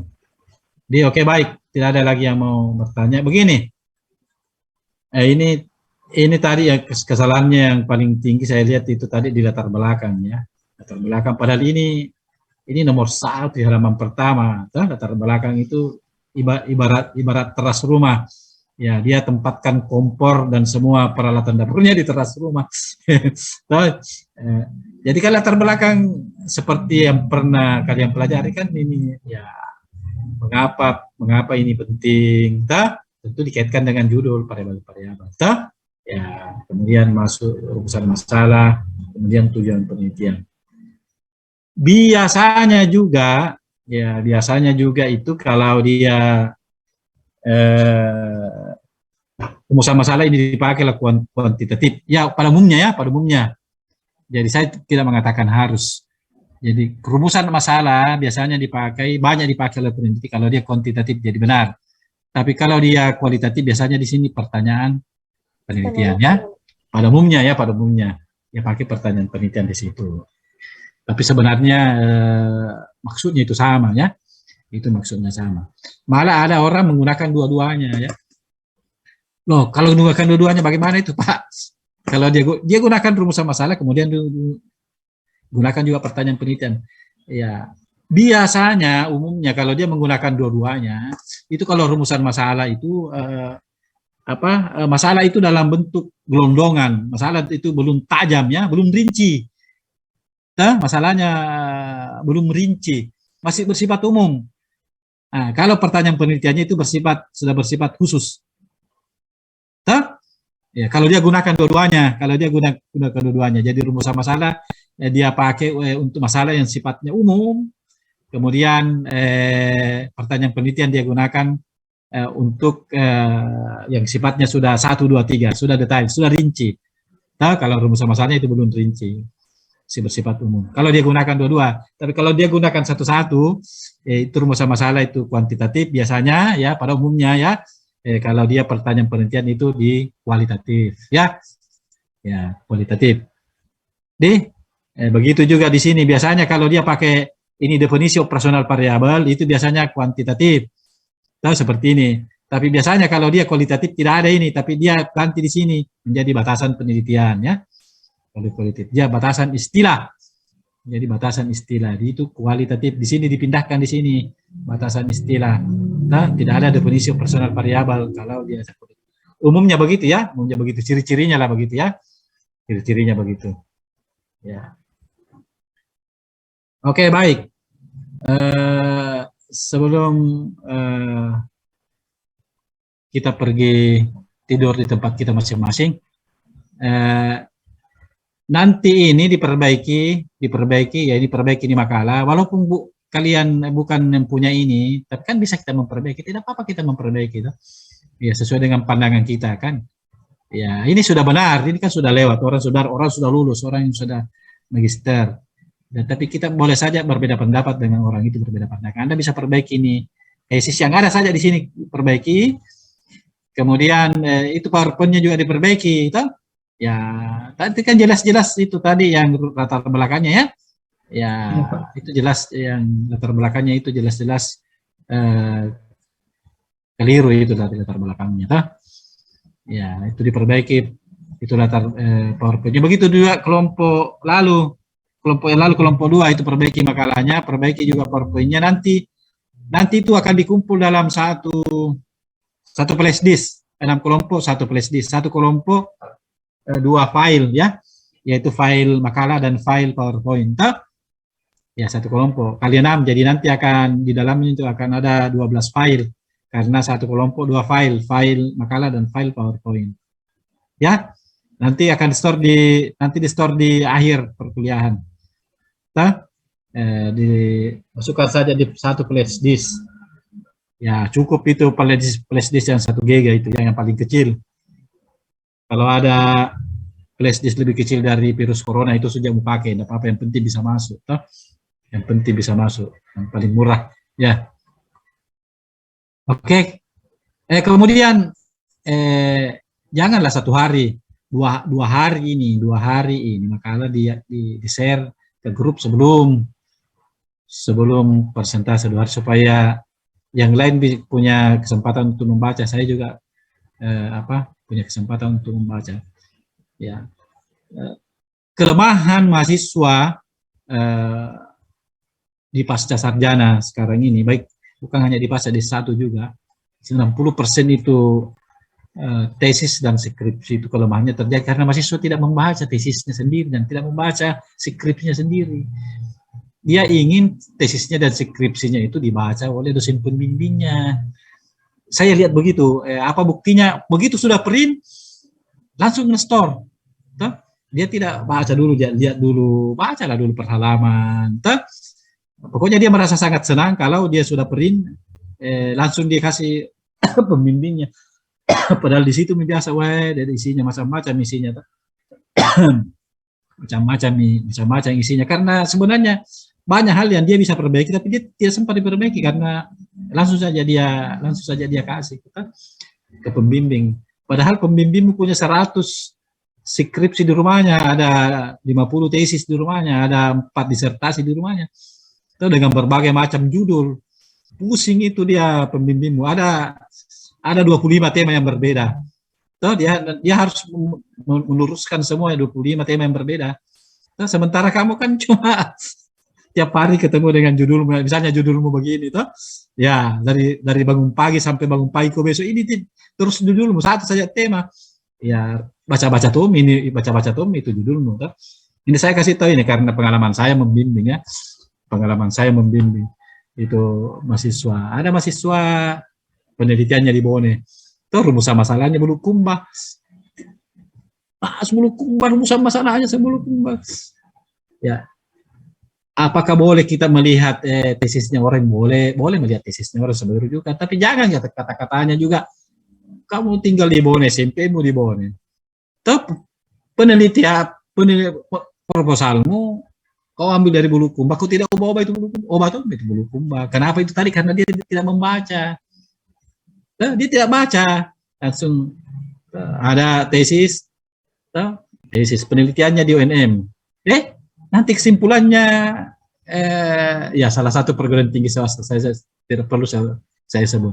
Oh bisa penelitian ini penelitiannya datanya dari perguruan tinggi A, kesimpulannya di perguruan tinggi B itu, dan itu ditemukan oleh pembimbing. Itu maksudnya kalau pembimbing tidak temukan, apa kira-kira yang terjadi? Persoalan sepele saja begini ya, kalau Anda tidak membaca itu, ya kamu kan gandakan ini.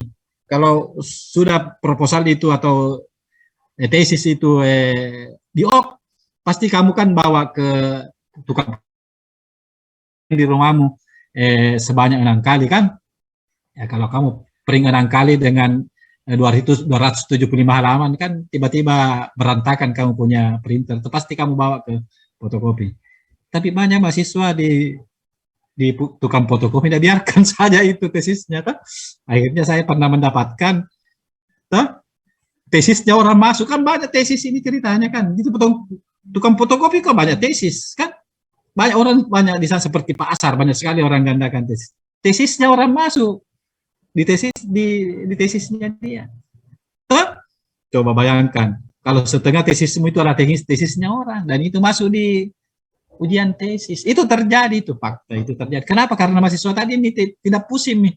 Pokoknya sudah di sana digilid oleh tukang fotokopi, langsung saja dia bagi-bagi, lihat Tom itu setiap tesis itu 5 menit. Kan apa Tom nih Pak, kamu punya tanggung jawab ilmiah, atau lihat dulu, siapa tahu tukang fotokopi itu salah masuk, ada yang salah masuk, dan itu terjadi dulu. Dan pasti juga dia punya tesis masuk anunya orang, jadi sama-sama di sana juga ujian. Kenapa ada tesisnya orang masuk? Kenapa? Karena tidak baca. 60% itu tesis dan skripsi itu bisa selesai kalau kalian baca. Saya kasih tahu memang itu pembimbing 40% kerjanya atau 30%. Tidak perlu banyak kerjanya sebenarnya. Itu pembimbing, ya. Kalau menggunakan waktu untuk membaca itu tesis skripsi, dibaca baik-baik sebelum dikasih pembimbing, dibaca per halaman, dan saya kasih tahu kalau kamu baca di monitor seperti ini itu tidak kelihatan. Satu-satunya cara terbaik untuk membaca tesis harus di-print. Tidak bisa kalau kau tidak print, cerita mati itu. Saya kasih tahu memang cerita sudah aku baca, dia baca di monitor itu 275 halaman. Baru 15 halaman pergi tidur ngorok. Kenapa? Lelah mata itu kalau di sini lelah. Lelah mata, biar kacamata anti nuklir, anti radiasi. Tidak bisa pusing kita lihat monitor. Apalagi kalau di HP. Di sini apalagi kalau di sini kamu baca. Nah ini di sini seperti semut itu huruf berlari-lari. Nah kamu punya tesis itu 275 halaman. Jadi baru 10 halaman pergi mau ke ngorok. Lelah. Satu-satunya cara kamu harus print itu tesis. Itu memang tidak ada cara print, pakai kertas bekas. Cari itu kakak tingkatmu tahun lalu yang sudah tidak gunakan itu tesis bekasnya. Supaya tidak boros, misalnya pakai kertas baru. Kamu print, baru kamu baca per halaman. Itu baru bisa dilihat itu. Dan minimal sebenarnya 2 kali dibaca. Setiap kamu mau memberikan tesis itu, sesudah itu diperbaiki, kau baca lagi, print lagi. Ini resep saya kasih ya. Itu baru bagus kamu punya tesis. Kalau kamu di monitor lihat-lihat, seperti ini, lihat-lihat saja di monitor ini, banyak sekali yang tidak dilihat di sini kesalahan. Saya kasih lihat kau tadi di sini. Ya, di monitor saja itu. Ini ada kuesioner. Kalau di monitor ini di kuesioner kamu tidak bertemu, harus kalau dibaca itu di print baru kau lihat, oh kuesioner, oh ternyata bukan kuesioner ini kuesioner. Kue, ada kuenya, kuesioner. Kalau di sini kan kuesioner seperti kusir. Banyak sekali kata-kata yang tidak benar itu kalau di monitor tuh. Nanti kalau di apa? Seperti ini, jika probabilitas ini kan harus pasti di sini kan. Ya kalau di sini kan tampak cantik-cantik saja begini kalau di sini. Tapi kalau sudah di apa lagi namanya di print itu tidak boleh begitu, itu salah itu. Bersambung kata-katanya. Apalagi kalau cuma awalan akhiran ya, kalau di monitor ini tidak kelihatan nih. Mesti di print. Saya kasih tahu ya kalau bisa kamu lihat perbedaannya. Nanti kamu print dan kamu tidak print, beda sekali itu. Kamu bisa menemukan banyak kesalahan yang bisa diperbaiki kalau dibaca, di print. Tapi kalau di sini susah sekali dicari ya. Ya, gitu kalau kamu mau bagus, kamu punya lancar, kamu punya apalagi namanya tesis. Tapi kalau kamu mau ya begitu-begitu saja ya, ini masalah kesadaran saja ya. Ya. Karena saya bisa menemukan itu. Dan ketika ditemukan banyak salah, sebagian dari mahasiswa komentarnya intens sekali. Oh Pak, saya salah print. Coba bayangkan, dia salah print. Padahal itu sudah dibaca 1 hari 1 malam. Dengan intensnya mengatakan itu Pak banyak salah karena saya salah print. Padahal bukan dia salah print. Dia tidak salah print. Dia tidak baca itu baru dia bawa ke pembimbing. Dan Anda akan ketemu akibatnya kalau Anda mengatakan saya salah print. Berikutnya itu pembimbingmu yang tadi sudah baca 10 jam, kemudian kamu bilang saya salah print, berikutnya itu 6 bulan baru dia mau baca. Kan kembali ke kamu. Ya, dia tidak sadar sebenarnya bahwa dia memperpanjang dia punya durasi. Kenapa? Karena dia sudah tidak dipercaya. Kenapa tidak dipercaya? Nanti saya baca lagi, nanti dia bilang lagi salah print. Kita sudah baca baik 10 jam. Ini kesalahannya banyak sekali. Nanti dia bilang lagi salah print. Nah, itu artinya kamu membuat pekerjaan menjadi lama karena orang nanti tidak mau baca lagi. 6 bulan kemudian baru mau dibaca karena menghindari salah print itu. Ya, ini resep karena ini kan ini namanya good practice. Kamu dikasih cara untuk selesai dengan baik. Itu kan begitu. Ada mahasiswa 10, hampir tiap minggu dia mau konsultasi.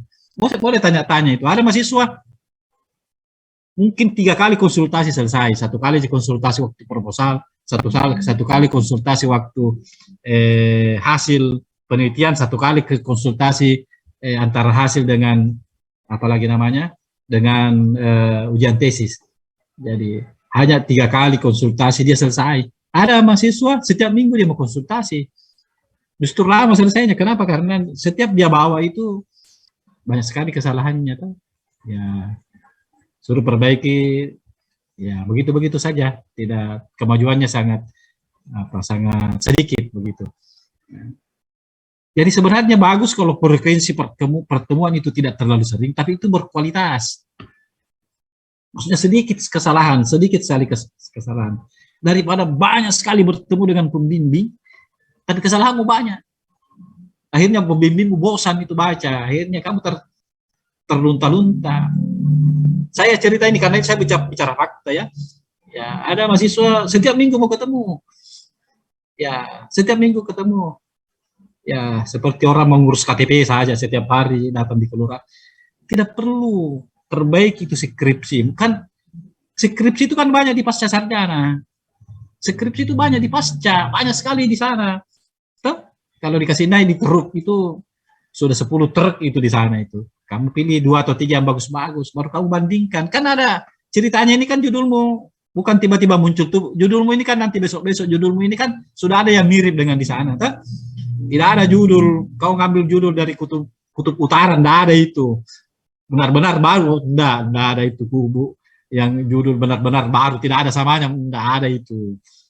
Pasti judul itu mirip-mirip. tidak bisa lagi dihindari yang mirip-mirip. Toh, ya, kan itu sah-sah saja kan datamu berbeda, SMP-mu berbeda, SMA-mu berbeda, waktunya berbeda, semesternya berbeda, ya dan mungkin juga materinya berbeda kan tidak apa-apa.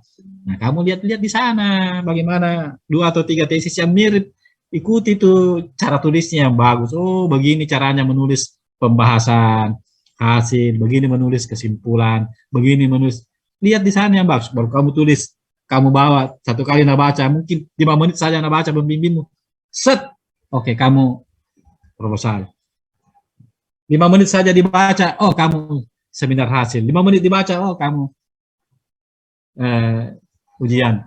Tuh, kenapa? Karena tesis ini benar-benar dibaca oleh yang punya sebelum diserahkan, benar-benar qualified, tuh, sesuai dengan standar-standar. Bagaimana caranya, Pak? Itu tadi, kamu bandingkan dengan tesis-tesis yang sudah ada. Rencana di pasca itu banyak sekali, kan? Itu tesis. Kalau disusun itu tesis itu di pasca, sudah bisa sampai di bulan orang. Begitu banyaknya itu tesis di sana, kan?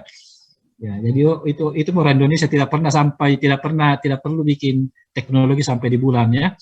Cukup bikin tesis, skripsi, seminar, atau disusun nanti kita sama-sama sampai di bulan dengan menumpuk tesis yang banyak sekali, toh. Ya. Jadi begitu. Enggak, saya kasih apa lagi namanya? Pengalaman, ya. Jadi bukan teori ini yang saya alami begitu. Jadi ada mahasiswa saya di proposal mungkin 1 kali apalagi bimbingan, di seminar hasil 1 kali, toh. Jadi 1 kali 3 semester selesai cepat karena dia punya itu selalu siap, toh, selalu bagus. Hanya ya yang diluruskan itu benar-benar kontennya saja, tuh. Kalau tulisan tidak ada yang diluruskan tulisannya, ya karena tulisannya sudah betul semua, kontennya saja, tuh. Ya, ada mahasiswa setiap minggu konsultasi, tapi 1 tahun baru proposal. Bagaimana? Karena kalau bab 1-nya betul, bab 3-nya salah, bab 3-nya dibetulkan, kembali lagi bab 1 salah, tuh. Jadi apalagi namanya, kalau pangkalnya benar, ujungnya betul, ujungnya lagi pangkalnya dibenarkan, ujungnya lagi yang tuh, karena dia tadi malas dia baca di skripsinya, tuh. Ya. Padahal itu tadi itu skripsimu cuma 1, kamu sendiri yang ketemu, tuh. Ya, dari bangun tidur sampai tidur kembali, tuh. Menurut Mbak Surip kan begitu, tidur bangun itu dia 1 judul itu setiap hari, masa kamu tidak bisa? Tuh. Nah, pembimbingmu itu 100 tesis di rumahnya, kan? Nah, jadi tentu tidak bisa melayani dengan karena bukan pembimbingmu juga itu kan bukan Superman, paling Superman seperti kamu, tuh. Tidak bisa melayani 100 skripsi dalam 1 semester. Saya kasih tahu, jadi kesuksesanmu 70% itu kemampuanmu membaca dan membetulkan skripsi. Kalau perlu itu tadi itu 0% itu tulisannya, toh, pakai statistik 1%, kalau 0,1% kalau kesalahan tulisan. Jadi kamu paling dibantu di kontennya, itu tidak terlalu susah. Kalau yang biasa tulisannya luar biasa, kacau sekali biasa, toh. Jadi seperti itu saya kira, supaya ini kamu lancar semua di tesis.